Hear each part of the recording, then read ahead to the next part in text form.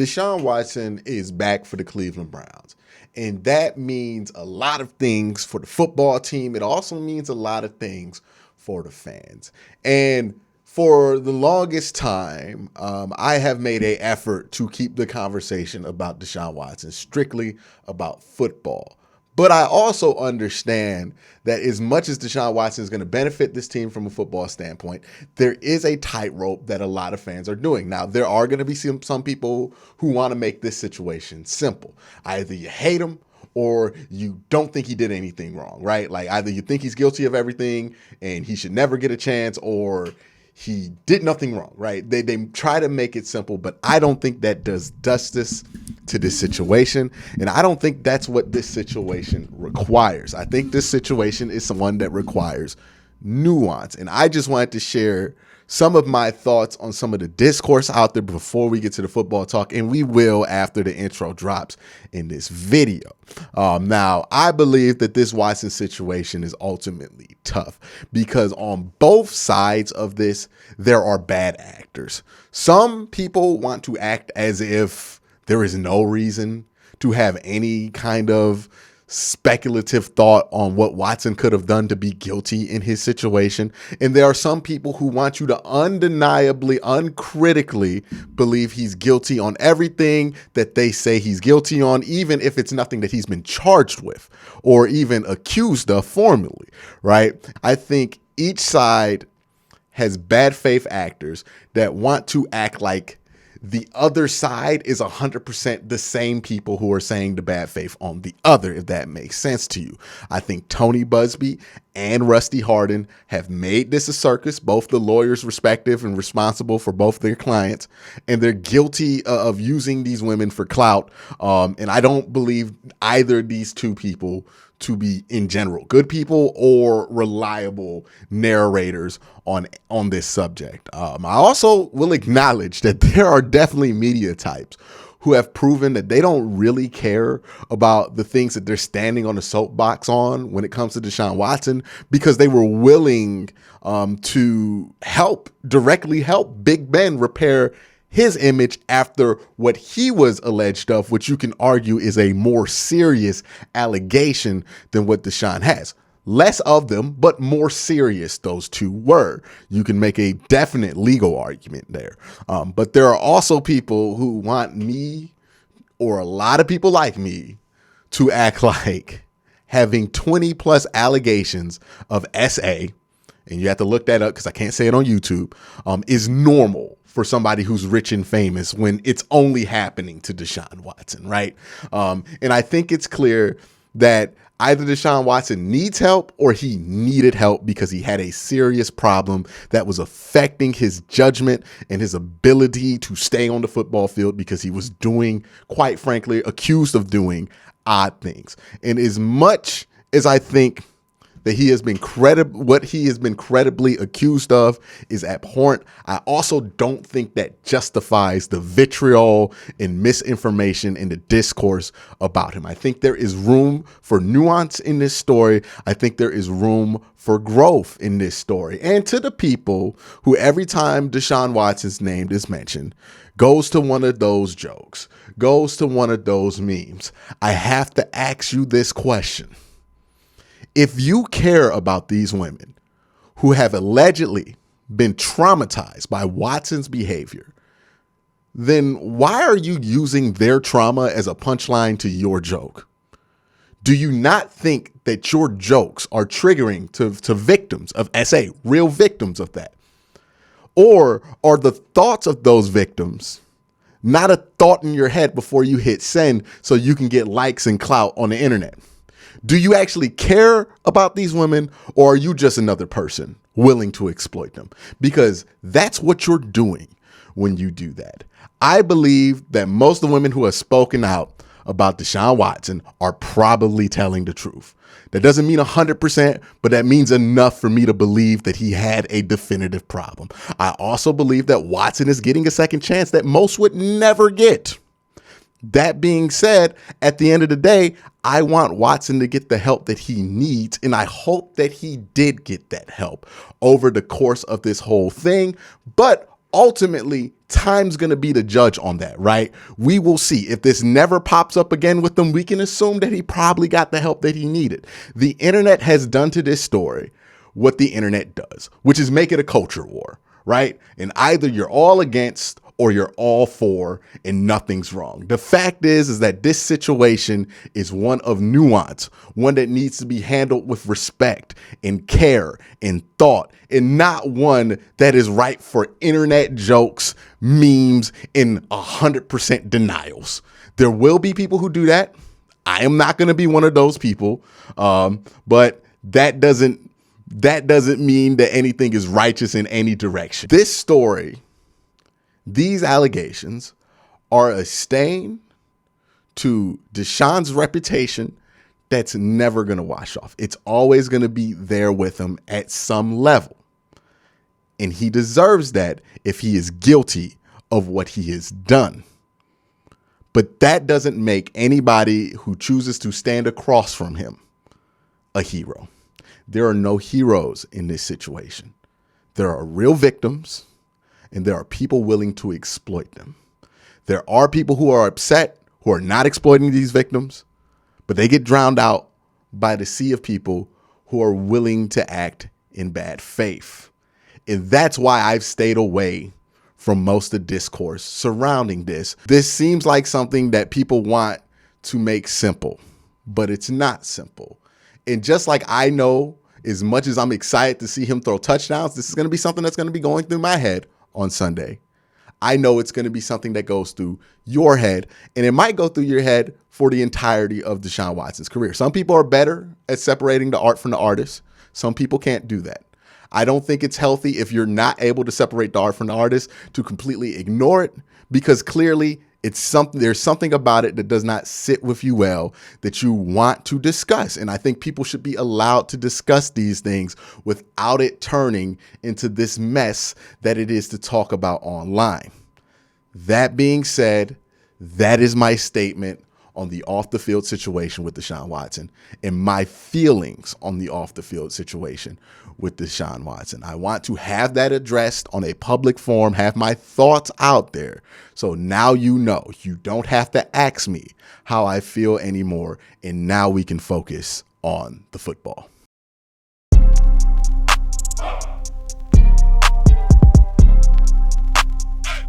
All right. Now we got heavy at the beginning. I felt like sometimes it's necessary to get heavy and to be serious. And look, I understand some people are going to love what I had to say there. Some people are not going to love what I had to say there, but I'm going to stand on that ground. But now let's talk about the football with Deshaun Watson and how this team is going to benefit from him being at quarterback. And there are a couple of things that I want to bring up and reiterate, right?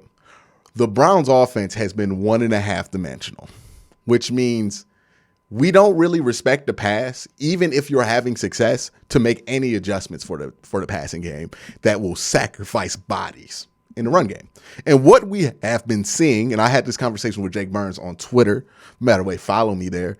And what we've been seeing with this whole thing with Deshaun has been, well, not with Deshaun, but with Jacoby has been, teams have been so willing to just let the throw beat them that they're quick triggering these linebackers. They're basically anticipating the run, right? It's one thing to try to beat the run. It's another thing when defenses are anticipating the run. It's like the difference between trying to run on a flat ground and trying to run uphill, right? All the linebackers are immediately going downhill and trying to fill these gaps and immediately going to their run fits. And these edge rushers are immediately slanting to where they think you're going to run on a specific play. And you can do that when you're anticipating the run. What Deshaun Watson does is bring an element of, you got to think about it, right? And I brought this statement up in years past when it came to why Deshaun Watson was so important. For the first time ever in Nick Chubb's entire career,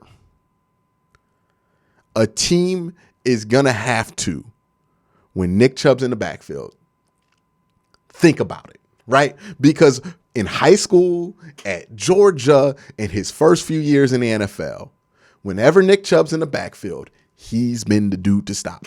Where's 24 going? we got to stop 24. What are we going to do to stop 24? That's been the question about every offense that Nick Chubb has been in for his whole life, right? He ain't have nobody like that in high school. He ain't have nobody like that. You think teams was really worried about Jake Fromm more than Nick Chubb? No. And the same thing with Baker Mayfield.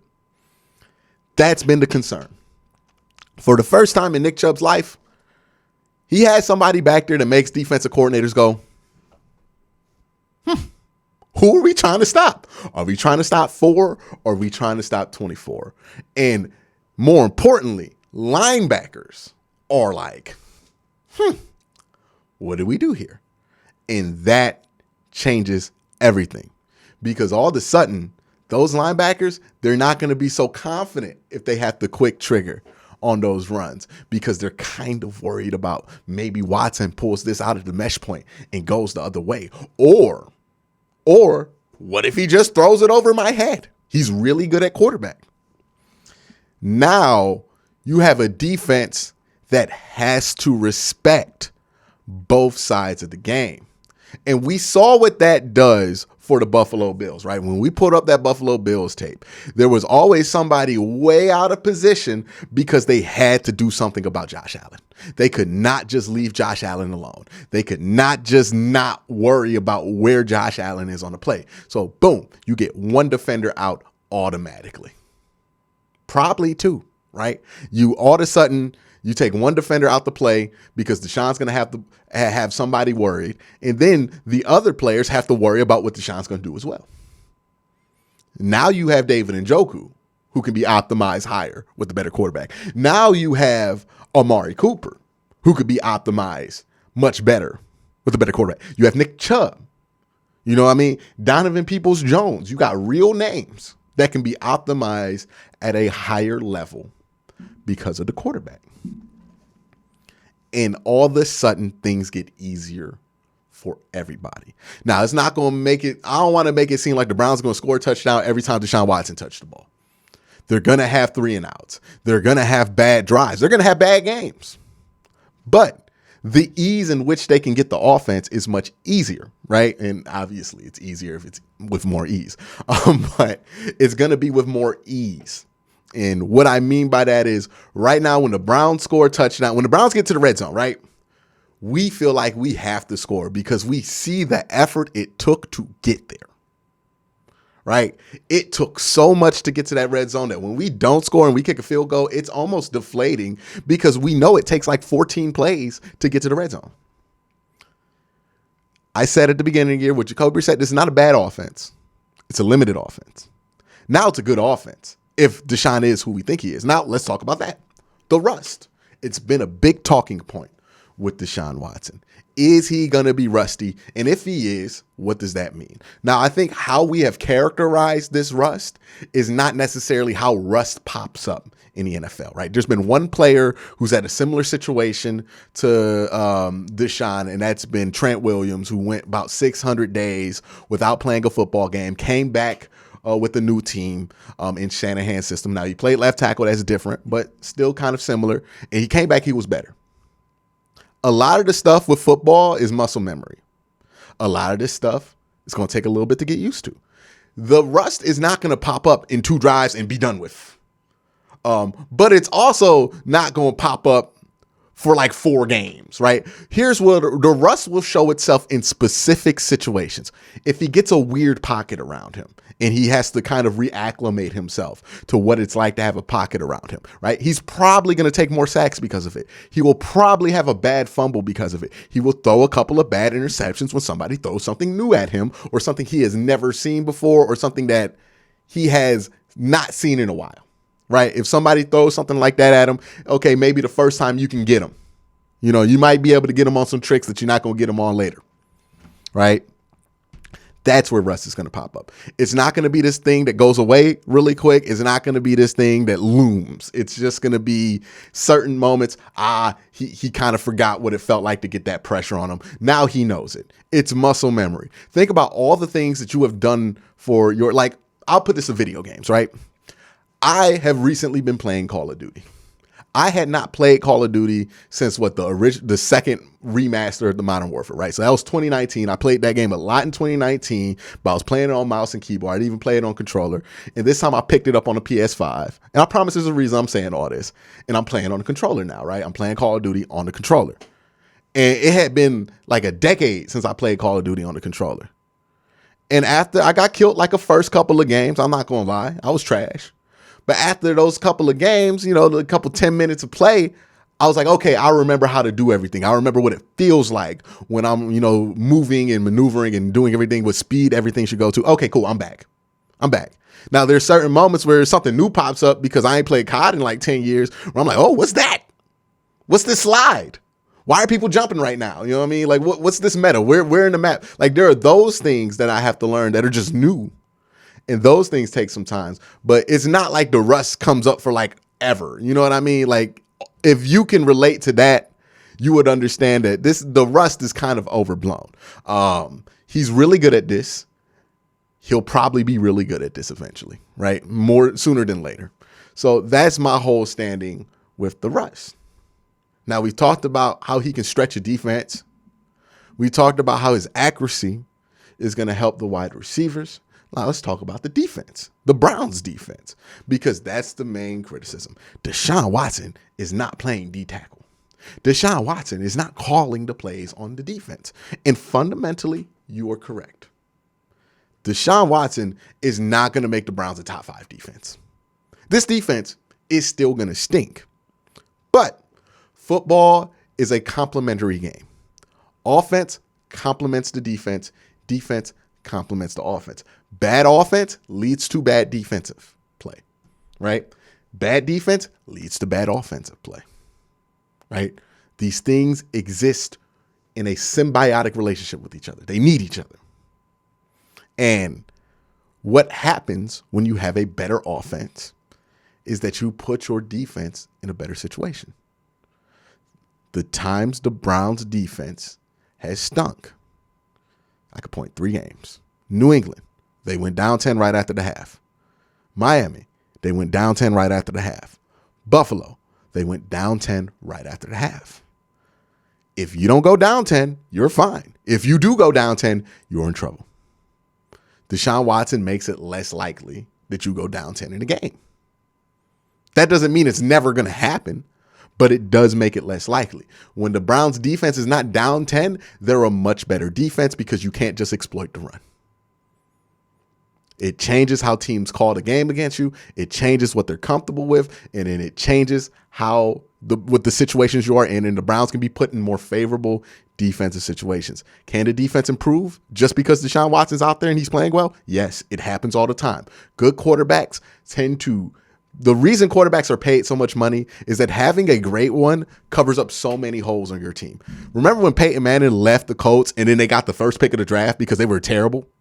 When like a couple of years before, they almost went undefeated?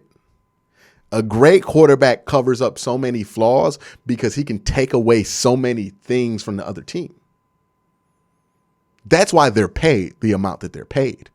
Not just because they're good at slinging the ball, but the effect that a good quarterback has just on the game of football. Let's not even think about the mental aspect of it, right? And I had this conversation with a friend of mine who did play some in the NFL. And me and him were joking about, what do you do when you're on a football field and you're down by 30? And he said instinctually, depends on who the quarterback is. Because that's what Deshaun Watson brings to the table. We've seen this with the Cavs. We're going to see this with Deshaun. When you believe you have one of the baddest players in the league, when you believe you got one of them dudes, it changes everything. So much of professional sports, when everybody's really good, is about confidence. When players lose their confidence, they play like garbage. When players have confidence, they play great. And what a great quarterback does, it's not like a personality thing. It's not like he's going to inject confidence into these players, but his presence and him being as good at football as he is will make some of the players more confident in him being at the position that he's at, right? It's one thing when you got a Hall of Fame left tackle. It's one thing when you got a Hall of Fame edge rusher like Myles Garrett. But you're not looking at Myles Garrett or Joe Thomas like, hey, he going to get 30. If we go with this game because we got Myles or Joe Thomas. They just don't play that position. Deshaun plays quarterback. And what has been clear in every quote about Deshaun Watson from the locker room is they feel that way about him. If the Browns go down 10, they're not going to start playing with lackluster effort because they know, hey, Deshaun can make something happen here. This is how NFL players think about the game. If we got the quarterback, we go get it done. It's no mistake that the teams that make the great comebacks in NFL history usually have the great quarterbacks, right? Because in order for that to happen, everybody has to be insane enough to believe we could come back from this because we got Brady. And that's what happens with Tom, right? They on the sideline like, hey, Brady going to have this, especially when Brady was in his prime doing that thing. What, 28-3 against the Falcons in the Super Bowl? You damn right. I think we're going to be able to come back. Think about it whenever you have done if you have ever played sports and you have had a Division I athlete on your side of the ball offensively, I promise you there was no score you didn't feel like you could overcome unless you was playing like IMG, somebody who had just as many 5-star athletes. When you feel like you got the best player on the field, it don't matter what the score is. You feel like you should be winning, and you can win. That's what Deshaun brings, right?